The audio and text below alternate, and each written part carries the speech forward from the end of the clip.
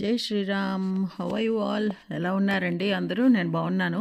మీ అందరూ కూడా బాగున్నారని, ఇంకా చాలా బాగుండాలని మనస్ఫూర్తిగా కోరుకుంటున్నాను.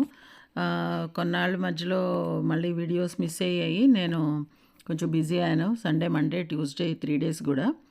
సండే, మండే వీడియోస్ నేను నెక్స్ట్ పోస్ట్ చేస్తాను. ఎందుకంటే నా దగ్గర ఇంకా పూర్తిగా ఫొటోస్, వీడియోస్ రాలేదండి.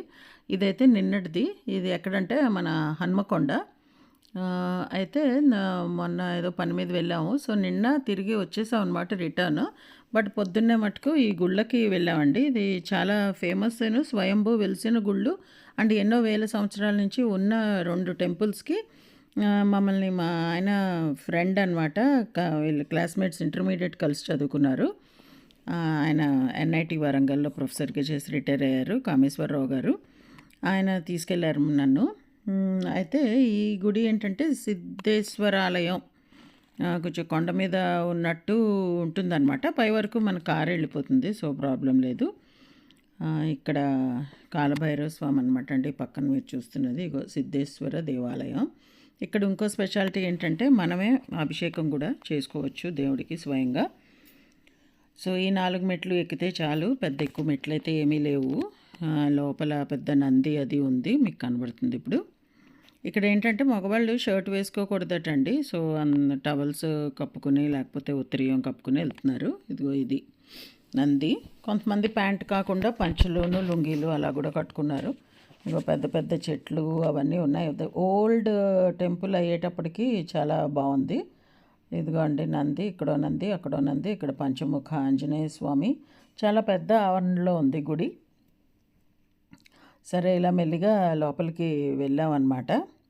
నాకు ఇప్పుడు ఏ గుడికి వెళ్ళినా పెద్ద ఇష్యూ ఏంటంటే వాళ్ళు ఎక్కడ వీడియో తీయొద్దంటారో అనే భయం. సో ఇక్కడ కూడా అలా మెల్లిగా వీడియో ఆన్ చేసి మెల్లిమెల్లిగా నాతో పాటు ఎక్కువ కనబడకుండా బయటికి పట్టుకొని వెళ్ళాను.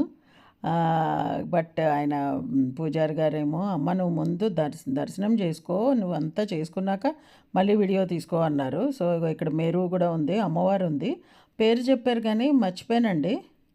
అక్కడేమో బోర్డులో లేదనమాట. పక్కనే వినాయకుడు, ఇక్కడ మళ్ళీ ఒక శివలింగం. ఇదిగో అండి ఇది స్వయంభూ శివలింగం. ఇక్కడ ఎవరికి వాళ్ళే చేసుకుంటున్నారు. పూజారులు కూడా మన పేరు, గోత్రం అది అడిగి స్పెషల్గా పూజ దాంట్లో చెప్తున్నారు మన పేర్లు అవిని. మేమేమి టికెట్స్ అవి అయితే ఏమీ కొనలేదండి. సరే నేను కూడా అభిషేకం చేస్తున్నప్పుడు వీడియో ఉంటుంది అని చెప్పి అదిగో మా బ్రదర్ ఆయనకి ఇచ్చానమాట నా ఫోను, కొంచెం తీయండి అని. కానీ పూజారి గారేమో ఒప్పుకోలేదు. నువ్వు మనస్ఫూర్తిగా ముందైతే అభిషేకం చేసుకోమ్మా, వీడియోకే ఉంది అనేసారు. సరే ఇంకా ఆయన అంత చెప్తున్నప్పుడు బాగుండదు కదా అని ఇంకా తీసుకోలేదు. సరే అక్కడి నుంచి బయటకు వచ్చాక ఇదిగో ఇలా ఇక్కడ ఇంకో శివుడు కనిపించాడు. పడంబర ముఖంగా ఉంటాటండి. అది తర్వాత మళ్ళీ బ్రహ్మగారు మనకి చెప్తారు, అది పూజారి గారు విందాం ఆయన నోటి నుంచి.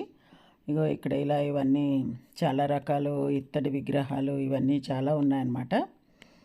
ఇవన్నీ చూస్తూ ఉన్నాం మేము. సమ్మక్క సారక్క దగ్గరికి వచ్చిన వాళ్ళందరూ కూడా ఈ గుడికి కూడా వస్తూ ఉంటారట సాధారణంగాను. ఇప్పుడు పూజారి గారు ఏం చెప్తారో అది విందాం మనం. ఎన్ని వందల సంవత్సరాలు అయి ఉంటుంది. బా ఉత్తర దక్షిణాలు ఉంటాయి, తూర్పు ఉంటుంది. ఇది ఒకటి పాము వచ్చి లింగం మీద పడుకుంటది. చూడండి, నాగమ్మ పెద్దది రెగ్యులర్ గా వస్తుంది అన్నట్టు. మాకు ఇస్తారా ఇది? మీకు ఇస్తానే థ్యాంక్ యూ. ఇట్లా తిరిగే పాము ఇట్లా 8 ఫీట్ ఉంటుంది. కోబ్రా టైపా. సో విన్నారు కదండి. ఈ గుడిలో సోమవారం రష్ అలాగా ఉంటుందట. అలాగే మంగళవారం నాడు అభిషేకం చేసుకుంటే కూడా చాలా మంచిదని నమ్ముతారట. అందుకని చాలామంది వచ్చారు. మాకు తెలియదు, మామూలుగానే వెళ్ళాము. అక్కడికి వెళ్ళాక తెలిసిందనమాట. నిన్న మంగళవారం కదా. ఇంకా గుడిలో చిన్న చిన్న శివలింగాలు, ఇంకా కొన్ని దేవతలు దేవుళ్ళవి కూడా ఉన్నాయి. అవన్నీ మెల్లిగా చూసుకుంటున్నాం అనమాట. ఇక్కడ నంది ఉంటే తెలిసిపోయింది పక్కా శివ ఉండుంటాడు లోపలని. అదిగో శివుడు కనిపిస్తున్నాడు లోపల. ఇది మటుకు మనకి నార్త్ సైడ్కి ఉన్నట్టుంది, ఉత్తరం వైపు. అయితే కొండల మధ్యలో అండి, శ్మశానం మధ్యలో ఉంటుంది యాక్చువల్లీ. పక్కన కోనేరు కూడా ఉంది. ఇందాక స్టార్టింగ్లో నేను ఇంట్రడక్షన్ ఇచ్చినప్పుడు మీకు వాటర్ కూడా కనిపించి ఉంటుంది. ఇదేమో నాగేశ్వర మందిరం, అంటే అదే మన నాగదేవతలది. లోపల జంట నాగులది పడగ ఉంది. మరి దగ్గరికి వెళ్ళలేదు కానీ ఇక్కడ నుంచి ఇలా తీసాను అన్నమాట నేను. చాలా చాలా బాగుందండి గుడి అయితే. చాలా ప్రశాంతంగా, అది కొండల మధ్యలో ఉండడం బట్టి చల్లగా కూడా ఉంది. ఇక్కడ నుంచి ఇంకో గుడికి వెళ్ళాం, అక్కడైతే ఇంకా అసలు మరీ అన్నమాట పాజిటివ్ వైబ్స్ చాలా అనిపించింది. ఇగో ఇక్కడేమో కొండ మీద శివపార్వతులు ఉన్నారు. విశాఖపట్నంలో కైలాసగిరి అని టెంపుల్ ఉంటుందండి, అక్కడ కూడా శివుడు పార్వతి అలా కూర్చుని ఉంటారు. ఇవి చూస్తే నాకు అదే గుర్తొచ్చింది. చాలా పెద్ద పెద్ద గుళ్ళండి. ఎందుకంటే ఇప్పుడు గుళ్ళకి ఇంతేసి ప్లేస్ ఉండట్లేదు. పూర్వకాలం గుళ్ళన్నిటికీ చాలా చాలా ప్లేస్ ఉండేది. అండ్ ఇక్కడ నిత్య అన్నదానం కూడా ఉందండి. డబ్బులు కట్టాలంటే కూడా మనం కట్టచ్చు అనమాట. సో అక్కడి నుంచి మళ్ళీ కారులో జస్ట్ మహా అయితే 1 కిలోమీటర్ ఉందేమో, అక్కడ ఈ పద్మాక్షి అమ్మవారి గుడి ఉంది. ఈ అమ్మవారి గుడికి ఇగో ఈ మెట్లు కనబడుతున్నాయి కదా, ఈ కాసుని ఎక్కితే చాలు 50-60 ఉన్నాయేమో, లేకపోతే ఇంకో 70 ఉన్నాయో, అంతకన్నా ఎక్కువ లేవు. స్టీప్గా కొండ ఉందిట కానీ గుడి మెట్లు మటుకు హైట్ మరీ ఎక్కువ ఇదిగా లేదు. అందుకని భయం అయితే, అంటే భయం కాదు, ఆయాసం అయితే ఏమీ రాలేదన్నమాట. నేను ముందు ఆయాసపడాల్సి వస్తుందేమో అని అనుకున్నాను కానీ అలా అయితే ఏమీ లేదు. సరే అక్కడికి వెళ్ళాక ఎంట్రన్స్ ఎటువైపు అని చూస్తున్నాం. ఈయన మా బ్రదర్ కూడా ఒకసారి వచ్చారట, సో చూస్తున్నాం అనమాట. ఇక్కడేమో ఈ గుడికి రావాలి అంటే పక్కా ఆడవాళ్ళందరూ జడ అయితే వేసుకోవాలి, చేతికి గాజులు ఉండాలి. అంటే మట్టి గాజులైనా బంగారం గాజులైనా ఏవైనా సరే. నేను కూడా పోనీయే వేసుకున్నాను కదా, సో అందుకని నేను కూడా ఒక 2 అల్లులు అల్లుకున్నాను అనమాట జుట్టుకి. లేకపోతే వాళ్ళే చెప్తున్నారు, అమ్మ జడ అల్లుకోండి అలా వదలొద్దు అని, పూజారులే. సో అక్కడ 2-3 చోట్ల అలా బోర్డు కూడా రాసి పెట్టుంది. సో అందరూ ఇటు వెళ్తున్నారు కదా అని మేము ఇటే వచ్చాము. కాకతీయుల పాలన టైంలో కట్టించిన గుడి అన్నట్టుగా అంటూ ఉన్నారు, 3000 సంవత్సరాల క్రితంది అని. ఈ అమ్మవారి పేరు పద్మాక్షి అమ్మవారండి. మనకు ఎక్కువగా మధుర మీనాక్షి, కంచి కామాక్షి, మధుర మీనాక్షి, కాశీ విశాలాక్షి, ఈ 3 తెలుసు. ఈవిడేమో పద్మాక్షి. ఇంకొక గుడి కూడా ఉందిట, ఆవిడ పేరు విరూపాక్షి. ఆ అమ్మవారు కర్ణాటకలో ఉంటారటండి. మొత్తం ఈ అక్షి అని ఎండ్ అయ్యే గుళ్ళు మనకి ఇండియాలో 5, అందులో ఈ గుడి 4వది అనమాట. వరంగల్లో హన్మకొండలో ఉంది. హనుమద్గిరి పద్మాక్షి అమ్మవారి ఆలయం అని అక్కడ రాసి ఉందండి. కొండ పైకి నుంచి మొత్తం అంతా మీకు చుట్టుపక్కలన్నీ బాగా కనబడుతున్నాయి. ఇక్కడైతే ఎంత చల్లగా ఉందో. అదర్వైజ్ హన్మకొండలో వరంగల్లో కొంచెం వేడిగానే ఉంది, బట్ ఇక్కడికి వచ్చేటప్పటికి చల్లగా అనిపించింది. ఈ స్తంభాలు ఇవన్నీ రాతి స్తంభాలు అవి చూస్తేనే మనకు తెలుస్తుందండి ఇది ఎంత ఓల్డ్ టెంపుల్. ఇక్కడ కూడా జాగ్రత్తగా పెద్ద డౌట్ రాకుండా నేను చాలా తెలివి ఉపయోగించానని అనుకున్నాను కానీ పూజారి గారు పట్టేసుకున్నారు. వీడియో తీయద్దమ్మా, బంద్ చేసేయమ్మా ఫోను, వద్దు వద్దు, నీ కళ్ళ నిండా నువ్వు అమ్మవారి రూపం నింపుకో అని చెప్పారు. సో ఇదిగో అండి అమ్మవారు ఇలా ఉంటారు. గూగుల్లో వెతికి పెట్టాను మీకు పిక్, చూస్తారని. ఆ తర్వాత ఇక్కడ వినాయకుడు కూడా ఉంటాడు అని చెప్పారనమాట. ఆయన చూసారట మా బ్రదరు. సో అందువల్ల అమ్మ వినాయకుడిని కూడా చూద్దాం అని అంటే, ఇగో ఇలా కొండల మధ్యలోనే చూడండి ఎలా ఉన్నాయో పెద్ద పెద్ద బండలు. ఇందులో నడవడానికి పాత అయితే వేశారు. ఈ గుడి పొద్దున్న 6 నుంచి 12 గంటల వరకు ఉంటుందిటండి. సాయంత్రం కూడా 4 నుంచి 5:30 వరకు అనుకుంటా. ఆ తర్వాత ఉండదన్నమాట. ఈ కొండల మధ్యలోంచి అలా మనం వెళ్ళాలి. నాకు తెలిసి పవర్ సప్లై అవన్నీ కూడా ఉన్నాయి, వైర్లు అవన్నీ కనబడుతూ ఉన్నాయి. సో ఆ పసుపు రాసిన మెట్లు మించైనా ఎక్కొచ్చు, లేకపోతే ఇలా అయినా వెళ్ళొచ్చు అనమాట. మేము వెళ్ళాం. నాకు ఎంత పెద్ద ప్లెజెంట్ సర్ప్రైజ్ అంటే, ఈ వినాయకుడు ఉన్నాడు అంటే ఏదో కూర్చుని ఉంటాడు అనుకున్నా. ఇక్కడికి వచ్చేటప్పటికి ఎంతో పనిచేసి అలసిపోయిన వాళ్ళు తల కింద చెయ్యట్టు పడుకుంటారు చూడండి, అలా పడుకున్నట్టు అనిపించింది. ఎంతో బుజ్జిగా అనిపించాడు నాకైతే.